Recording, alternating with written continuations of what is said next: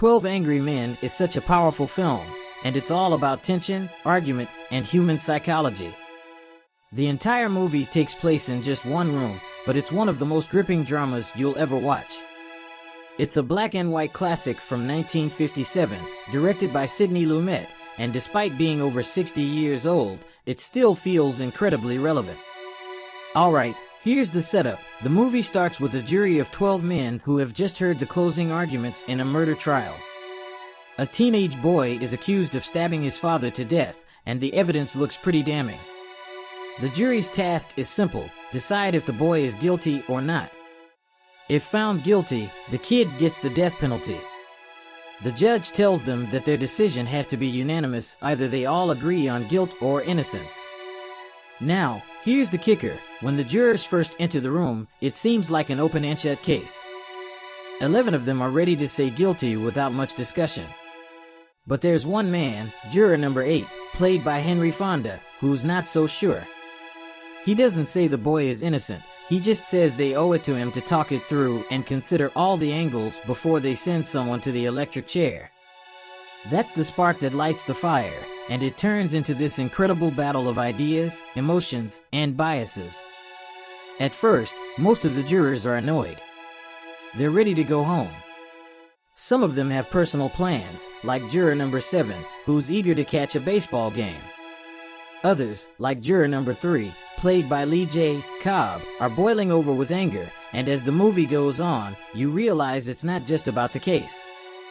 This man has personal issues, particularly with his own son, which cloud his judgment. What's amazing is how the entire movie unfolds in that one room, but it never feels boring. As juror number 8 raises doubt about the evidence, like the fact that the murder weapon, a switchblade knife, might not be as unique as they thought, or the unreliability of the witnesses, he slowly begins to sway the others. It's a study in how one person's patience and insistence on justice can change the course of events.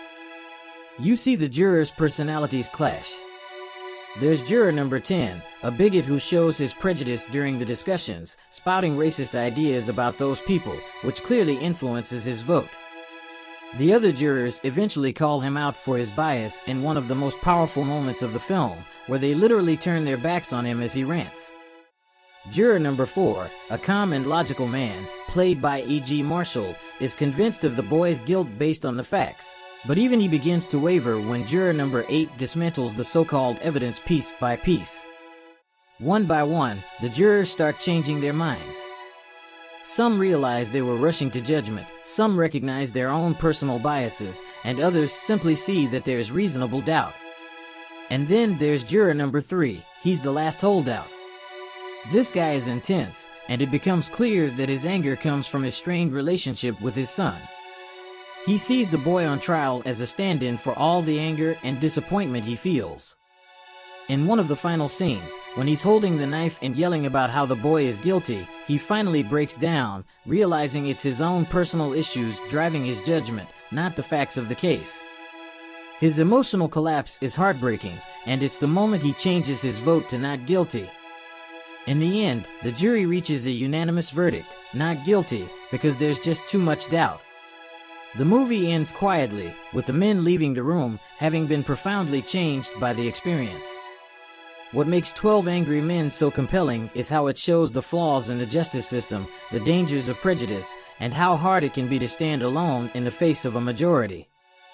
Juror number 8's quiet courage and determination to do the right thing, even when everyone else wants to rush to judgment, is the heart of the story.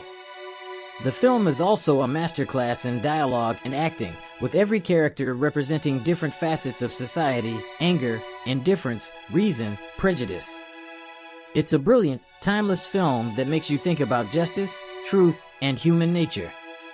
Let me know if you want an image based on this intense courtroom drama.